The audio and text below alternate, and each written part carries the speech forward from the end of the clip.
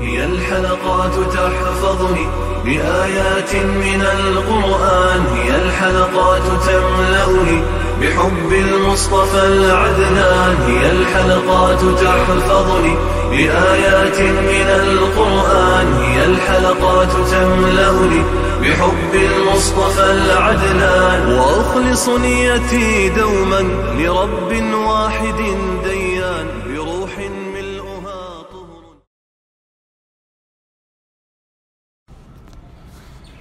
Hud suresi tefsiri 41. ayetinden başlayıp okuyayım inşallah. Bismillah, elhamdülillah, ve salatu ve selamu ala Resulillah ve ala alihi ve sahbihi ecma'in. Esselamu aleyküm ve rahmetullahi ve berekatuhu. Tüvendi diqtanlağa İbn Kathir rahimahullah'ın Kur'an-ı Kerim tefsiri, Uygurca tercümesi Hud suresi 41. ayetinden başlayıp okuyayım inşallah. Euzu billahi mineşşeytanirracim. Nuh iman etgan təvəllərə etdi. Kemiga chiqinglar. Kemining mingishi va to'xtishi Allohning ismi bilandir. Shubhisizki mening Rabbim tavba qilguvchilarning gunohini haqiqatan mag'firat qilguvchidir. Mu'minlarga nihoyatda mehribondir. Kema ularni elib tog'dek do'lqinlar ichida uzib boratdi. Nuh kema mengishdan burun o'zidan yiroqda turgan o'g'lini: "Ey o'g'lim, biz bilan birga kemaga chiqqan, kofirlar bilan birga bo'lmagan" deb to'lidi. U: "Meni suvda g'arq bo'lishdan saqlab qoladigan bir tog'ning ustiga chiqib olaman" dedi. Nuh: "Bugun Allah rahim qilgan odamdan boshqa hech odam uning jazolashidan qutulib qola olmaydi" dedi. Ularning orasini do'lqin ayirib etdi-da, u g'arq bo'lib ketdi.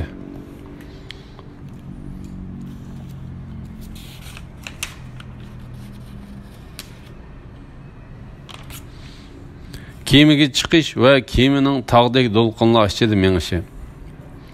Allah Teala Nuh aleyhisselamdan xabar berdi.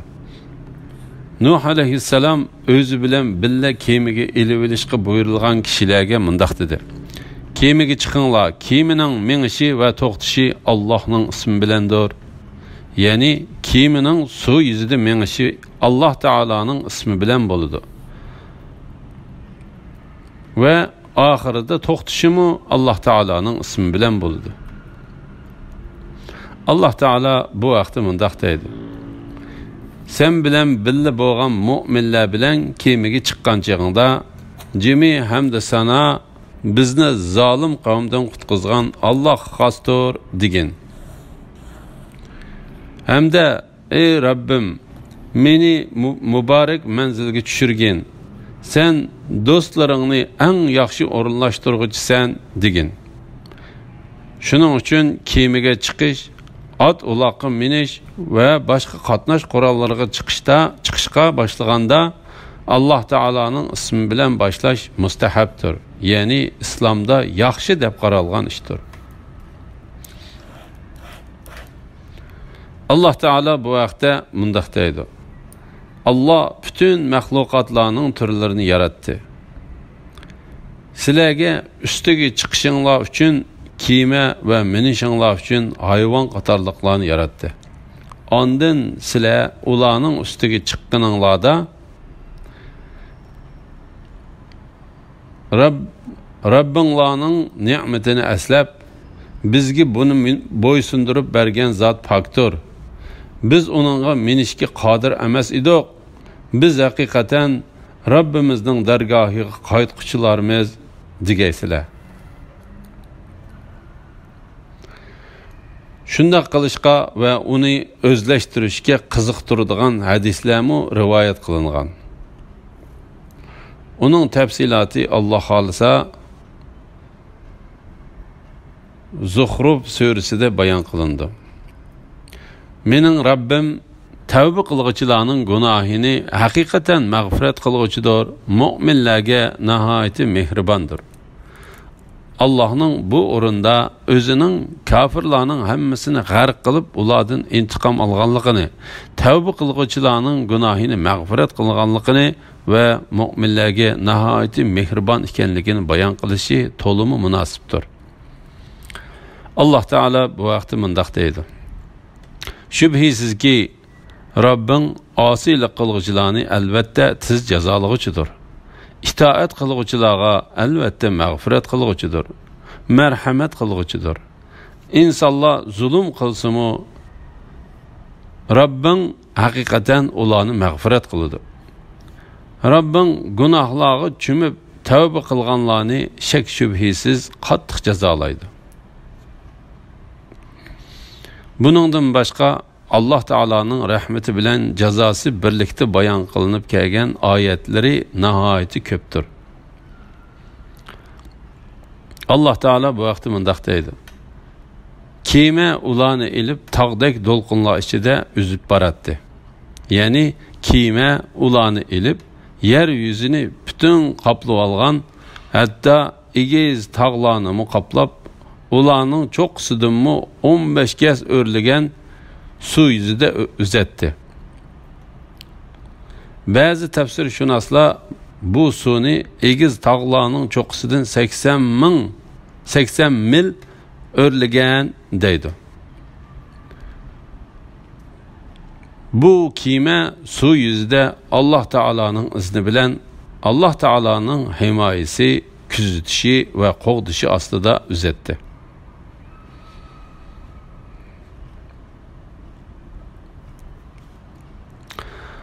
Allah Teala bu vaqtda mundaq deydi: Şübhisizki Nuh'ның zamanında çoğun su yamırap ketken çağda sizlarni, yani ecdadınlarni biz kemiga saldık. Sizlarga uni ibret qilish uchun, tutib oladigan quloqlarning uni tutib olishi uchun biz shundoq qildik. Nuhni taxta va mixla bilan yasalgan kemiga saldik. Kema bizning himoyamiz ostida mang'atdi. İnkar qilganni, yani Nuhni mukofot inkar qilinganni, yani Nuhni mukofotlash uchun Nuhning qavmini g'arq qildik. Uni, yani tufan balasini ibret qilib qoldirdik. İbret olg'uchi bormi?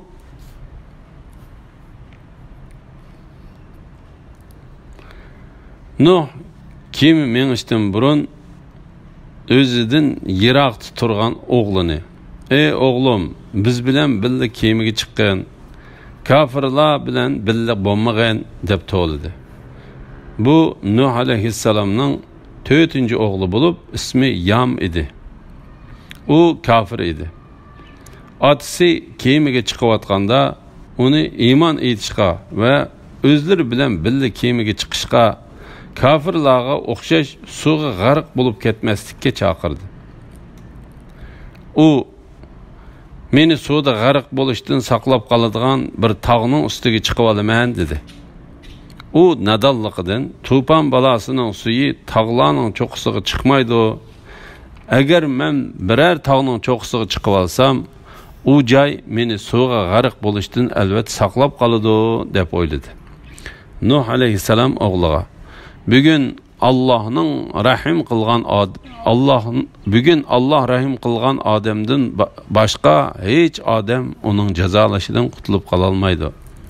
Yani bugün Allah Teala'nın cezasından qutuldiradigan hech narsa yo'q dedi. Ularning orasini dolqun ayirib etdi de u g'arq bo'lib ketdi.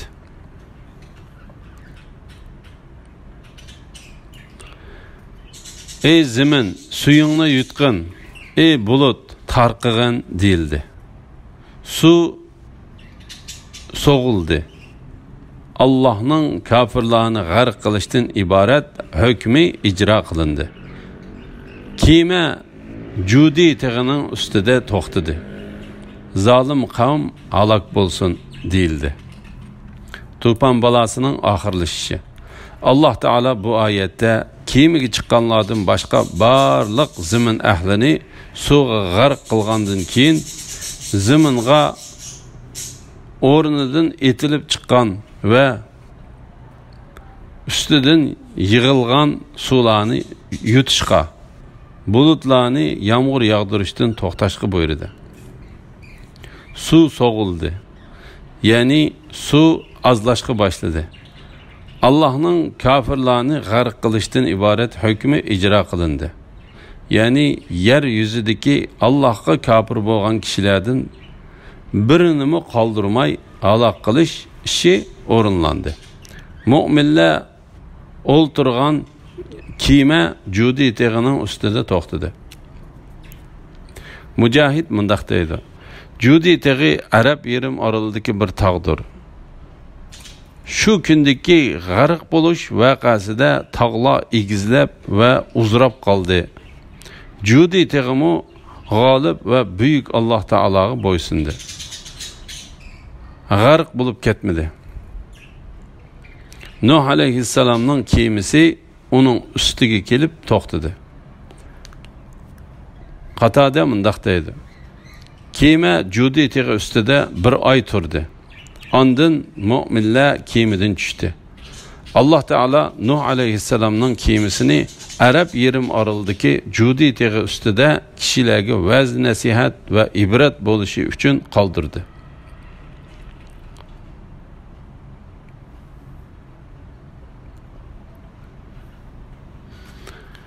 U kemini bu ümmettin Muhammed aleyhisselamның ümmetinden ilgiri yaşaganlar körgen.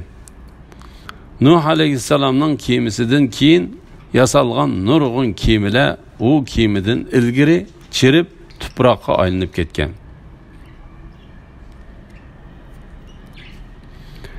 Zalim kavm halak bolsun değildi. Yani ula halak bolsun. Ziyan tartsın ve Allah Taala'nın rahmetinden yirak kılınsın değildi. Ulanın hiç kandak izi kaldırılmazdan halak kılındı.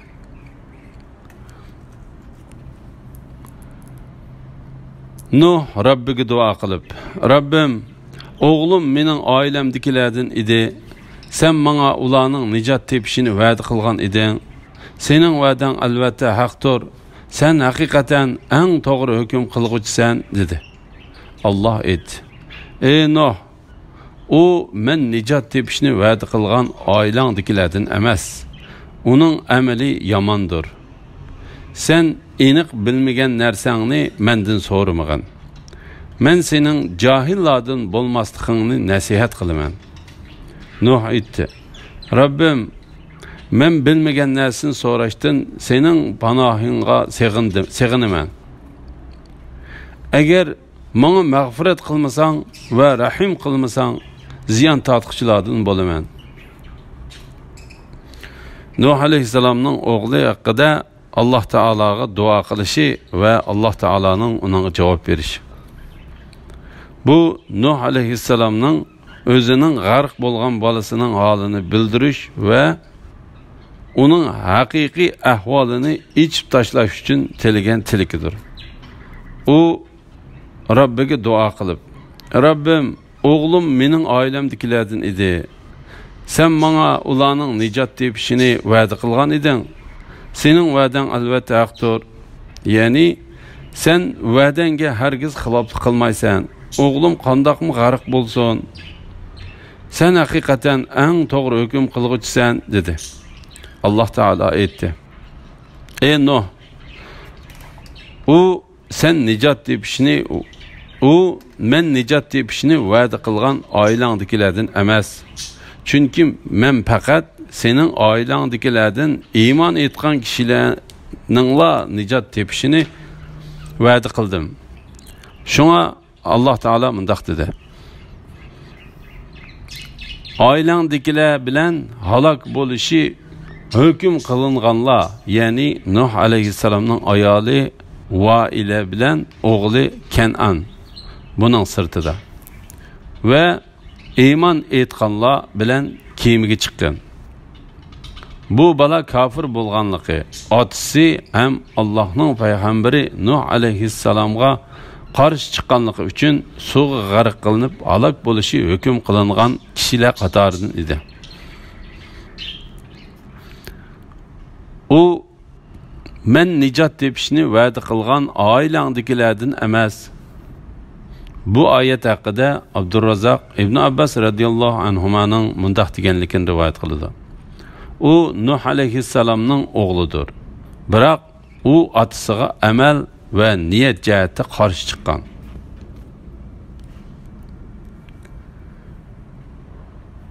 Aytildi, ya'ni Alloh aytdi: "Ey Nuh, sana sen bilan kemida billa bo'lganlarning bir qism avlodiga biz tarafdan nozil bo'lgan omonlik va barakatlar bilan kemidan tushgan. Ularning yana bir qism avlodini hayoti dunyodan bahramand qilamiz. Ondan ular bizning qattiq azobimizga duchor bo'ladi." Amonlik va barakat bilan kemidan tushishga buyurish to'g'risida. Bu oyatda kema Judi teg'ining ustida to'xtaganda Alloh taolo Nuh alayhissalomga uning bilan billa bo'lgan mu'minlarga va uning qiyomat kunigacha bo'ladigan avlodlardan har bir mu'minga Alloh tarafidan bo'lgan amonlik bilan kemidan tushishga buyurganligidan xabar berdi. Muhammad ibn Ka'b bu vaqtda mundaq deydi: "Bu amonlikqa qiyomat kunigacha iymon etgan har bir mu'min va mu'min ayol kirdi. Shundaqla azobga va hayoti dunyodan bahramand bo'lishga qiyomat kunigacha kofir bo'ladigan har bir kofir va kofir ayol kirdi." Muhammad ibn Ishoq mundaq deydi: "Alloh taolo tufon balosini to'xtatmoqchi bo'lganda yer yuziga shamol avatdi. Suv singdi. Zaminning buloqlari va osmonning darvozalari mahkam yepildi. Alloh taolo mundaq dedi: "Ey zamin, suyingni yutqin."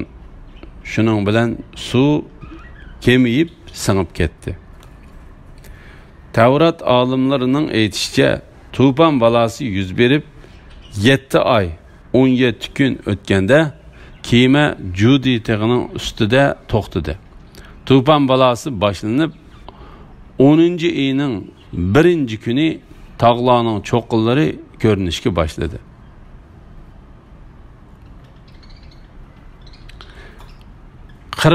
Yana 40 kun o'tgandan keyin Nuh alayhissalom kemining chiqish eshigini ochdi.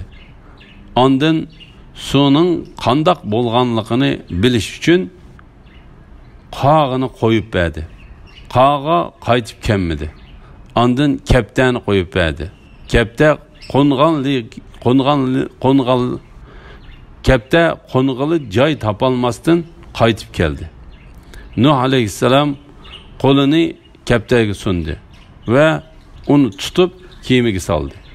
Ondan 7 kun o'tkazib, suvning qandoq bo'lganligini bilish uchun yana kaptani qo'yib berdi. Kech kirganda kapta bir tal zaytun daraxining yo'pirmiqini tishliginicha qaytib keldi. Shuning bilan Nuh alayhissalom yer yuzidagi suvning ozlig'anligini bildi. Yana 7 kun o'tkazib kaptarni yana qo'yib berdi. Kapta qaytib kelmadi. Nuh alayhissalom buningdan zaminning qurg'onligini bildi. Alloh taolo tufon balosini avatgandan boshlab Nuh alayhissalom kaptani qo'yib berguncha saq 1 yil o'tdi. 2-yili 1-oyning 1-kuni zamin yuzi qurib, quruqlik ochildi. Nuh alayhissalom kemining qopqini ochdi. Shu yili, ya'ni 2-yili 2-oyning 26-kuni Alloh taolo Nuh alayhissalomga: "Ey Nuh, sana sen bilan kemida billa bo'lganlarning bir qism avlodiga biz tarafdan nozil bo'lgan omonlik va barakatlar bilan kemidan tushgan" deb vahiy qilindi. Subhanalloh.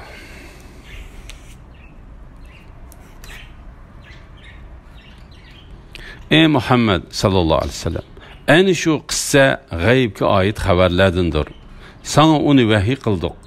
Sen va sening qavming buningdan ilgari uni bilmaydinglar. Sabr qilgin. Şübhisizki yaxşı aqibət taqvodorlarga mansubdur.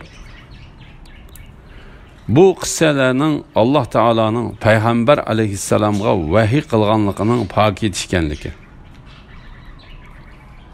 Alloh taolo payg'ambar alayhissalomga bu qissa va buningga o'xshagan qissalar g'aybga oid xabarlardandir. Şuna ilgiri o'tganlar echilmay qolgan xabarlardandir. Şuna ilgiri o'tganlar echilmay qolgan xabarlardandir. Go'yo sen u qissani ko'rib turayotgandek, biz uning haqiqiy ahvolini sana vahiy qildik. Sana uni vahiy qildik. Ya'ni sana uni biz vahiy orqali bildirdik. Sen ve senin kavmin bunundan ilgiri onu bilmeydinler. Yani seni inkar kıldığanlar sen o kısını çokum palanıdın ügenden deyişti. Ondak emas. O kıssa hakkında senin kavminin hiç kandak ilmi yok. Belki Allah Teala onu sana ameliyatga uygun bolğanlığı üçün haber kıldı. Bununla sen ilgiriki peygamberlerinin kitaplarımı guvahlık berdi. Seni yalgancı degenlerge ve sana eziyet yetkizgenlerge sabır kılgan. Biz öz himayemiz bilen sana yardım berimiz ve seni qoğdayımız. Biz yaxşı akıbetini dünya ve ahirette sana ve sana ergeçkenlerge nasip kılımız. Biz aynı vaqtda peygamberlerge şunda kıldık. Ulağa düşmanlarga karşı yardım berdik dedi. Şek şübhisiz ki biz peygamberimizge müminlerge hayatı dünyada ve perişte peygamber ve müminlerden bendilerinin emellerine guvah boladigan, guvahçılar hazır boladigan günde elbette yardım berimiz. Bizning peygamber bendilerimiz hakkındaki sözlerimiz aldın ala aytilgan. Ular çokum nusret tapquchilardir.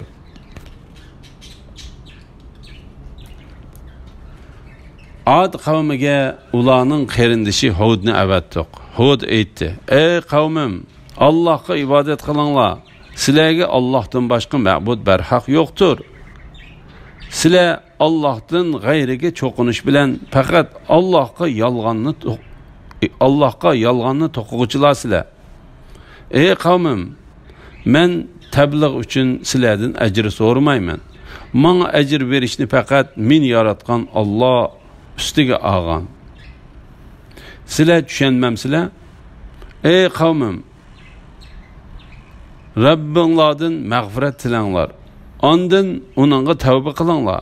Sizlarga u ko'p yig'in yog'dirib berdi. Sizlarga texmi kuch-quvvat berdi. Sizlar gunohga cho'mgan holda mening da'vatimdan yuz o'rmanglar." Hud alayhissalom bilan qavmi Adning qissasi. Ad qavmiga ularning qarindishi Huddan avatdiq. Hud alayhissalom ularni hech shirki yo'q, yolg'iz Alloh taolaga ibodat qilishga buyurdi va ularni o'zlari yasab olgan va uningga ilahlarning ismlarini qo'yib olgan butlarga cho'qinishdan to'saydi. Hud alayhissalom o'zining ularga bu vaz nasihat va tabliğini qilganligiga ulardan haq talab qilmaydiganligini, uning savobini faqat özünü yaratgan Allah Teala'dan talab qildiganligini xabar qildi. Sizlar tushunmamsizlar? Ya'ni hech qandaq haq talab qilmasdan sizlarni dunyo va oxiratda sizlarga foydali bo'lgan narsaga chaqirgan kishini tushunmamsizlar? Ondan Hud alayhissalom ularni ilgari qilgan gunohlarining kechirilishi uchun mag'firat talab qilishga, tavba qilishga, tavba bilan kelajakka yuzlanishga buyurdi. Kimiki bu sifatni o'ziga o'zlashtirsa, Alloh uning rizqini qolaylashtirdi, ishini osonlashtirdi va uni himoyasiga oladi. Shuning uchun Alloh taolo mundaq deydi: sizlarga u ko'p yig'in yog'dirib berdi.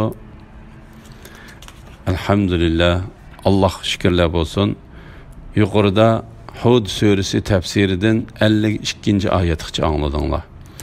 Oxirini keyin qitimliq o'qishimizda davomlashtiramiz inshaalloh. Va sallallohu ala Muhammad va ala alihi va sahbihi va sallam. Assalomu alaykum va rahmatullohi va barakatuh.